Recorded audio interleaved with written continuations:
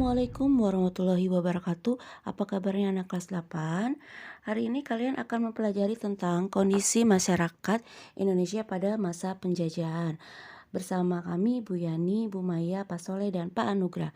Tujuan pembelajarannya, satu, mendeskripsikan kondisi bangsa Indonesia akibat monopoli dan adu domba penjajah.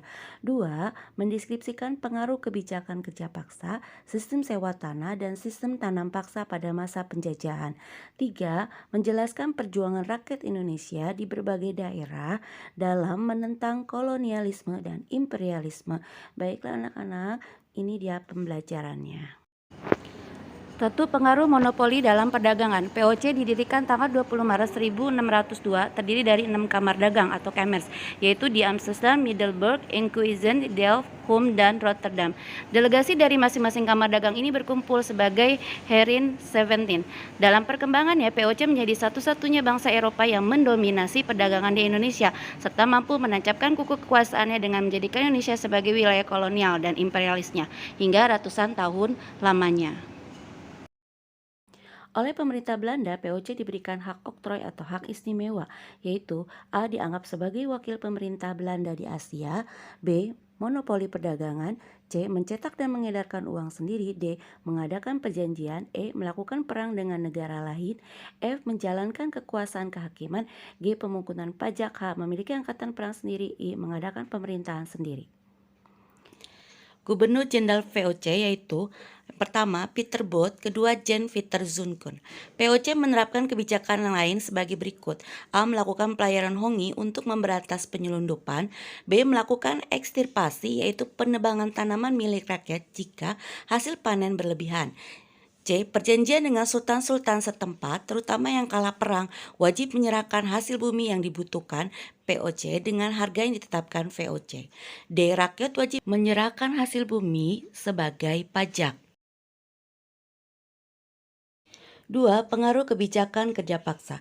Herman Willem Daendels mulai memerintah di Indonesia pada tanggal 1 Januari 1808. Kedatangan Daendels ke Pulau Jawa mengemban tugas pokok yaitu 1. Memperkuat pertahanan di Pulau Jawa untuk menghadapi serangan Inggris. 2. Mengumpulkan dana sebanyak-banyaknya untuk biaya perang melawan Inggris. 3. Memperbaiki kondisi keuangan pemerintah karena kas berkurang. Beberapa hal yang dilakukan dalam bidang militer antara lain sebagai berikut. Memilih orang-orang pribumi yang kuat untuk dimasukkan dalam ketentaraan Belanda, membangun rumah sakit di tempat-tempat strategis sebagai antisipasi perang, membangun sebuah pabrik senjata di Surabaya, membangun pabrik meriam di Semarang, membangun sekolah militer di Belanda, mengubah kastil Batavia menjadi benteng kemiliteran di Mr. Cornelis. G. Membangun jalan raya pos The Groot Postweg di sepanjang utara Pulau Jawa, panjangnya kurang lebih 1000 km, Anyer sampai Panarukan, dikerjakan dengan kerja rodi. Dalam bidang birokrasi, Daendels juga menetapkan beberapa kebijakan sebagai berikut. A. Pulau Jawa dibagi menjadi 9 prefektur dengan tujuan untuk mempermudah administrasi pemerintahan. B. Para bupati dijadikan pegawai pemerintah Belanda. C. Perbaikan gaji pegawai dan memberantas korupsi. D. Pendirian badan-badan pengadilan. Cara lain untuk mengatasi kesulitan keuangan yang dilakukan Daendels adalah mencetak uang kertas sebanyak-banyaknya, menjual tanah-tanah kepada pihak swasta. Pada tahun 1811, Daendels dipanggil pulang ke negerinya dan digantikan oleh Gubernur Jenderal Jan William Jansen. Pada masa pemerintahan Jansen, Inggris melakukan serangan untuk menguasai beberapa daerah di Indonesia dan pada akhirnya Inggris berhasil merebut Batavia. Indonesia jatuh ke tangan Inggris setelah Jansen menandatangani kapitulasi Tungtang pada tanggal 18 September 1811. Isi kapitulasi Tungtang sebagai berikut. A. Pemerintah Belanda menyerahkan Indonesia kepada Inggris. B. Semua tentara Belanda menjadi tawanan perang Inggris. C. Orang Belanda dapat dipekerjakan dalam pemerintahan Inggris. 3. Pengaruh sistem sewa tanah. Raffles diangkat sebagai Letnan Gubernur Jawa pada tahun 1811. Kebijakannya sebagai berikut. Bidang birokrasi dan pemerintahan. 1. Membagi Pulau Jawa menjadi 16 karisidenan. 2. Para bupati dijadikan pegawai pemerintah.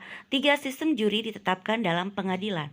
Bidang ekonomi dan keuangan. 1. Petani diberikan kebebasan untuk menanam tanaman ekspor, sedangkan pemerintah hanya berkewajiban membuat pasar. 2. Penghapusan pajak hasil bumi dan sistem penyerahan wajib. 3. Menerapkan sistem sewa tanah land rent. Bidang hukum. 1. Court of Justice terdapat pada setiap residen. 2. Court of Request terdapat pada setiap divisi. 3. Police of Magistrate. Bidang sosial. 1. Penghapusan kerja rodi, penghapusan perbudakan. Bidang ilmu pengetahuan. 1. Menyelidiki flora fauna Indonesia. 2. Meneliti peninggalan kuno. 3. Melakukan penelitian sastra Jawa. 4. Mempelajari bahasa Melayu. 5. Menulis buku History of Java. 6. Menulis buku History of the East Indian Archipelago. 7. Menemukan bunga Rafflesia arnoldi. 8. Merintisnya berdirinya Kebun Raya Bogor. 9. Memindahkan prasasti Airlangga ke Kalkuta, India. 4. Pengaruh sistem tanam paksa. Pada tahun 1825 sampai 1830 terjadi Perang Jawa. Peperangan yang dipimpin oleh Pangeran Diponegoro telah menguras keuangan Belanda. Pada tahun 1830 diangkat Gubernur Jenderal Johannes van den Bosch dengan tugas utama mengembalikan kondisi keuangan agar bisa pulih seperti sedia kala dan mendapat izin khusus melaksanakan sistem tanam paksa kultur stelsel. Contoh tanaman paksa: kopi, nila, teh, tebu, tembakau, kapas, kayu manis, lada. Ketentuan-ketentuan tanam paksa antara lain: A. Penyediaan lahan untuk tanaman wajib harus atas persetujuan penduduk. B. Bagian tanah persediaan disediakan penduduk untuk tanaman wajib tidak boleh melebihi 1/5 bagian. C. Pekerjaan yang diperlukan untuk menanam tanaman wajib tidak boleh melebihi waktu menanam padi. D. Bagian tanah yang digunakan menanam tanaman wajib tidak boleh melebihi luas lahan menanami padi. E. Tanaman wajib yang dihasilkan harus diberikan pemerintah. Jika hasil yang diperoleh lebih dari yang ditaksir, maka lebihnya diserahkan kepada penduduk. F. Kegagalan panen ditanggung pemerintah asal kegagalan tersebut bukan karena kurang rajinnya penduduk. G. Penduduk desa mengerjakan tanah-tanah mereka di bawah pengawasan kepala desa. Namun, kenyataannya banyak penyimpangan yang dilakukan oleh Belanda. A. Petani harus membayar pajak. B. Pelaksanaan tanah yang digunakan untuk sistem tanam paksa sampai 1/3 bahkan setengah. Rakyat lebih banyak mencurahkan perhatian, tenaga, dan waktunya untuk tanaman ekspor, sehingga banyak tidak sempat mengerjakan sawah dan ladang sendiri. D. Tanah yang digunakan sistem tanam paksa adalah tanah subur, sehingga tanah yang tanami padi berkurang. E. Setiap kelebihan hasil panen dari jumlah pajak yang harus dibayarkan kembali kepada rakyat ternyata tidak dikembalikan kepada rakyat. F. Jika terjadi gagal panen ternyata ditanggung petani. G. Pelaksanaan langsung diawasi oleh pemerintah Belanda. Dampak positif tanam paksa bagi Indonesia: A. Masyarakat mengenal jenis tanaman baru. B. Rakyat mulai mengenal sistem uang. C. Rakyat mulai mengenal teknologi yang digunakan dalam teknologi pertanian. Bagi Belanda, Belanda dapat menikmati keuntungan yang melimpah. Kas negara Belanda yang semula kosong dapat diatasi. Dampak negatif bagi bangsa Indonesia: rakyat menderita kelaparan di berbagai daerah seperti Grobogan dan Demak. 5. Sistem liberal dan penanaman modal swasta. Pada pertengahan abad ke-19, berita tentang kesengsaraan rakyat Indonesia mulai diketahui pemerintah negeri Belanda. Keuntungan dan kerugian pelaksanaan sistem tanam paksa mulai diperdebatkan. Dukungan penghapusan sistem tanam paksa makin kuat setelah pada tahun 1860 di negeri Belanda terbit 2 buku, yaitu 1. Max Havelaar yang ditulis oleh Douwe Dekker, 2. Suiker Contracten yang ditulis oleh Frans van de Bote. Sistem tanam paksa mulai dihapuskan berangsur-angsur, lalu pengusaha mulai menanamkan modalnya di bidang perkebunan, pertambangan. Untuk mengembangkan usahanya, pengusaha memerlukan tanah yang luas. Oleh karena itu dibuat undang-undang, antara lain sebagai berikut. 1. Undang-Undang Agraria 1870. Undang-Undang Agraria itu menetapkan bahwa perusahaan perkebunan dapat menyewa tanah di Indonesia selama 75 tahun. Penduduk dilarang menjual tanah kepada orang asing. 2. Undang-Undang Gula tahun 1870. Undang-Undang Gula ini menetapkan bahwa perusahaan-perusahaan gula milik pemerintah akan ditutup dan digantikan oleh perusahaan gula swasta.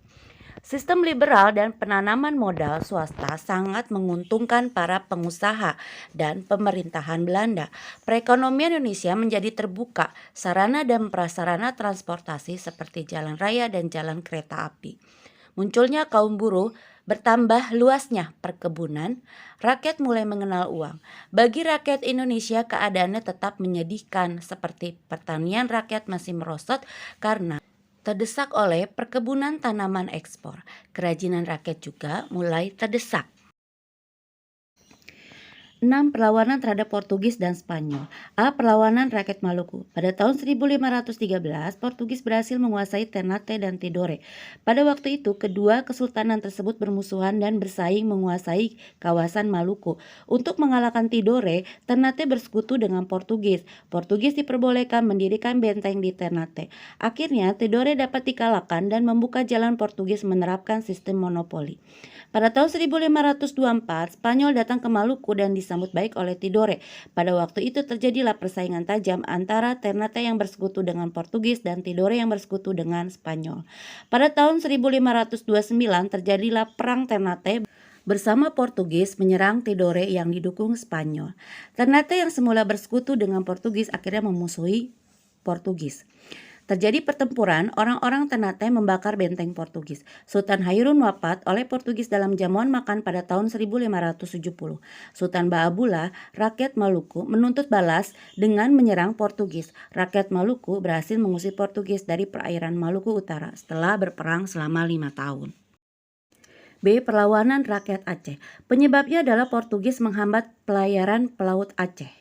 Armadanya untuk menangkap pelaut-pelaut Aceh. Orang-orang Portugis mencoba mengadakan blokade terhadap Aceh untuk mencegah hubungan Aceh dengan negara lain.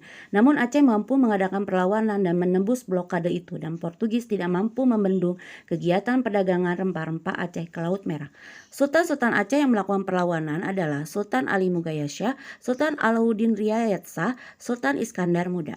Usaha-usaha Kesultanan Aceh Darussalam untuk mempertahankan diri dari ancaman Portugis, yaitu Aceh berhasil menjalin hubungan baik dengan kekhalifahan Turki Utsmani. Aceh mendapat bantuan berupa kapal, prajurit, dan makanan dari beberapa pedagang muslim di Jawa. Kapal-kapal perang dagang Aceh dilengkapi dengan persenjataan yang cukup baik dan prajurit yang tangguh dan pantang menyerah. Meningkatnya kerjasama dengan Kesultanan Demak. C. Perlawanan Kesultanan Demak. Penyebabnya, Portugis berusaha menguasai bandar dagang Demak.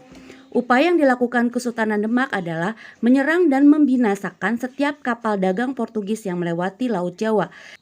Ditaklukkannya kerajaan Pajajaran karena kerajaan Pajajaran mengadakan perjanjian perdagangan dengan Portugis, dan Portugis mendirikan benteng di Sunda Kelapa.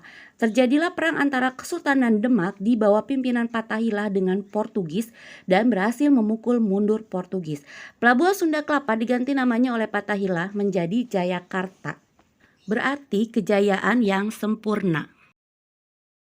D. Kesultanan Makassar Goa Talo. Pada tahun 1616 terjadi insiden pertama antara Kesultanan Goa dan Belanda. Sekelompok pembesar Goa diundang dalam satu jamuan di kapal POC. Akan tetapi akhirnya mereka dilucuti senjatanya. Sebagai tindakan balasan, kapal POC lain yang sedang mendarat di Ambon diserang sehingga menyebabkan awak kapalnya meninggal. Pada tahun 1667, pertempuran meletus di dua tempat, yaitu Buton dan Makassar. Dalam perang ini Belanda mendapat bantuan dari pasukan Arupalaka. Akhirnya Makassar mengakui keunggulan Belanda. Sultan Hasanuddin harus menandatangani perjanjian Bongaya. Perjanjian Bongaya, POC memegang monopoli dagang di seluruh Sulawesi Selatan dan Tenggara. Arupalaka dikukuhkan menjadi Raja Bone. Makassar harus menyerahkan benteng-bentengnya kepada POC. Makassar harus membebaskan seluruh daerah bawahannya. Makassar harus membayar kerugian akibat perang. E. Perlawanan Kesultanan Banjar. 1. Pada tahun 1610 kapal-kapal Belanda datang ke Banjar. Bandar Banjar ditembaki sehingga banyak penduduk yang meninggal. 2. Pada tahun 1626 Belanda datang lagi mencari lada, tetapi mendapat saingan dari Inggris dan Denmark. Ketiga, pada tahun 1635 POC memperoleh hak monopoli perdagangan lada dari Sultan Banjar. Selain monopoli, POC juga ikut campur urusan pemerintahan Kesultanan Banjar. Reaksi rakyat Banjar timbul setelah kebebasan perdagangan terancam oleh POC. Salah satu tokoh penentangnya adalah Sultan Muhammad Aliuddin Aminullah. 8. Perlawanan melawan kekuasaan pemerintah kolonial Hindia Belanda. A. Perlawanan Kapitan Patimura. Perlawanan rakyat Maluku antara lain berkorban di Pulau Saparua yang dipimpin oleh Thomas Matulesi Patimura pada tahun 1817. Tokoh-tokohnya ada Patimura, Anthony Ribok, Thomas Patiwell, Lukas Latumahina, Christina Marta Tiahau. Sebab-sebabnya, Belanda melaksanakan monopoli perdagangan. Penindasan Belanda terhadap rakyat Maluku, didudukinya benteng Dustede oleh Belanda, rakyat dikenakan berbagai macam pajak. Proses terjadinya perang. Tanggal 15 Mei 1817, perlawanan meletus di Saparua. Patimura berhasil mengepung benteng Dustede dan menembak Residen Vandenberg. Pada tanggal 16 Mei 1817, Patimura berhasil menguasai benteng Dustede dan perang meluas sampai ke Haruku, Seram, Ambon, dan Wakaseho. Pada bulan Oktober 1817, Belanda mengerahkan pasukan yang sangat besar sehingga satu persatu tokoh perang dapat ditangkap. Tanggal 16 Desember 1817, Patimura dihukum gantung di benteng New Victoria yang berarti perlawanan rakyat Maluku berakhir. B. Perlawanan ulama-ulama Sumatera Barat. Perlawanan rakyat Sumatera Barat terhadap pemerintah Hindia Belanda dimulai dengan perang saudara antara kaum adat dan kaum Padri. Kaum adat dibantu oleh Belanda. Kaum Padri ingin menghentikan kebiasaan kaum adat yang menyimpang dari ajaran Islam, yaitu perjudian, adu ayam, pesta-pesta dengan hiburan. Pertempuran sengit antara pasukan Belanda dengan pasukan Imam Bonjol. Tokoh-tokohnya adalah Datuk Malin Basya, Imam Bonjol, Datuk Bandero, Tuanku Pasaman, Tuanku Nan Rancek, Tuanku Nan Cerdik. Proses terjadinya perang. Tahap 1. Tahun 1821 sebelum Perang Diponegoro. Perang antara kaum adat dengan kaum Padri. Tahap 2. 1830 sampai 1837 setelah Perang Diponegoro. Perang antara kaum adat dan kaum Padri melawan Belanda. Akhir perlawanan karena kekuatan yang tidak seimbang, tanggal 21 September 1837, Tuanku Imam Bonjol tertangkap dan diasingkan ke Cianjur, Ambon, lalu Minahasa.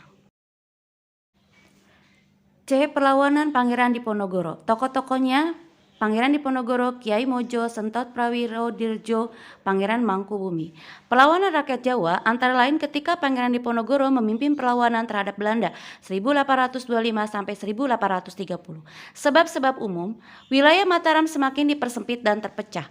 Penderitaan rakyat akibat pajak yang berat, bangsawan dilarang menyewakan tanahnya, masuknya peradaban barat ke Mataram, Belanda ikut campur tangan dalam urusan keraton. Sebab khusus, Belanda merencanakan pembuatan jalan, menerobos tanah Pangeran Diponegoro dan membongkar makam leluhur.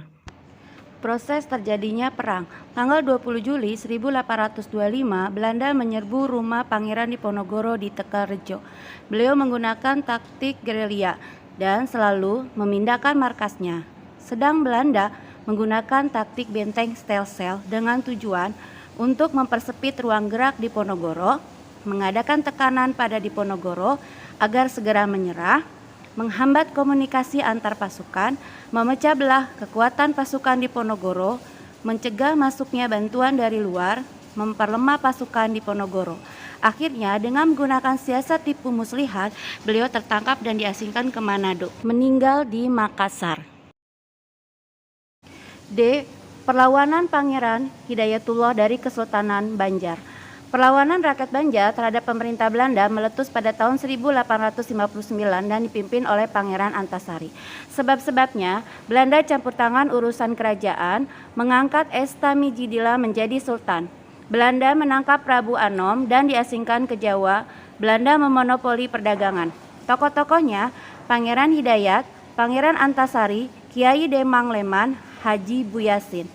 Perlawanan 18 April 1859, pasukan Banjar membakar kapal Onrus di Sungai Barito. 11 Oktober 1862, Pangeran Antasari meninggal dan satu persatu tokoh Banjar menyerah. E. Perlawanan ulama-ulama Aceh. Perlawanan rakyat Aceh dipimpin oleh Teku Umar. Beliau berpura-pura menyerah, tetapi melakukan perlawanan terhadap Belanda setelah diberi senjata. Perang Aceh tahun 1873 sampai 1904. Sebab-sebabnya, sebab umum, Belanda ingin menguasai Aceh karena letaknya strategis. Belanda mengganti Traktat London menjadi Traktat Sumatera. Belanda ikut campur masalah urusan luar negeri Aceh. Sebab khusus, Belanda menuntut agar Aceh tunduk kepadanya. Tokoh-tokohnya Aceh Panglima Polim, Teuku Cikditiro, Tengku Umar, Cut Nyadin. Belanda, Majen Kohler, Jenderal Van Swieten, Jenderal Pel, Dr. Snoek Hurgronje. Perlawanan 5 April 1873 Belanda menyerang Masjid Raya Aceh. 9 Desember 1873 Belanda berhasil merebut masjid dan istana. Belanda menggunakan siasat konsentrasi stelsel dan adu domba. Belanda mengirim Dr. Snoek Hurgronje untuk menyelidiki Aceh. Setelah berhasil mengetahui kelebihan dan kekurangan Aceh, maka Belanda dengan pasukan Marsose menghancurkan Aceh dan Aceh harus menandatangani plakat pendek. Aceh mengakui kekuasaan Belanda. Perang Jagaraga. Sebab Belanda menuntut hak tawan karang dihapus. Belanda menuntut agar raja-raja di Bali mengakui kekuasaan Belanda. Belanda harus melindungi perdagangan Belanda. Tokoh-tokohnya Raja Buleleng, Raja Karangasem, I Gusti Ketut Jelantik. Proses perlawanan. Belanda menyeru benteng Jagaraga dipimpin Misail Pati Jelantik menggunakan siasat perang puputan. Akhirnya tahun 1849 Bali dapat dikuasai Belanda dan semua kerajaan-kerajaan di Bali di bawah kekuasaan Belanda. Perlawanan Sisingamaraja ke-12. Perlawanan rakyat Sumatera Utara terhadap Belanda terjadi di Tapanuli. Tentara Belanda yang berkedudukan di Tarutung diserang oleh pasukan Sisingamaraja ke-12 yang bermarkas di Bakara. Penyebabnya, Sisingamaraja 12 menentang tindakan Belanda yang menyebarkan agama Kristen. Pada tahun 1878, alasan melindungi para jending, Belanda menguasai daerah Silindung. Perlawanan, Sisingamaraja 12 angkat senjata. Belanda mengepung terhadap pos-pos pertahanan Sisingamaraja 12 di daerah Pakpak. Selanjutnya, terjadi pertempuran hingga Sisingamaraja 12 gugur. Baiklah anak-anak, cukup sekian penjelasan dari Ibu tentang kondisi masyarakat Indonesia pada masa penjajahan. Silakan dikerjakan tugasnya. Wassalamualaikum warahmatullahi wabarakatuh.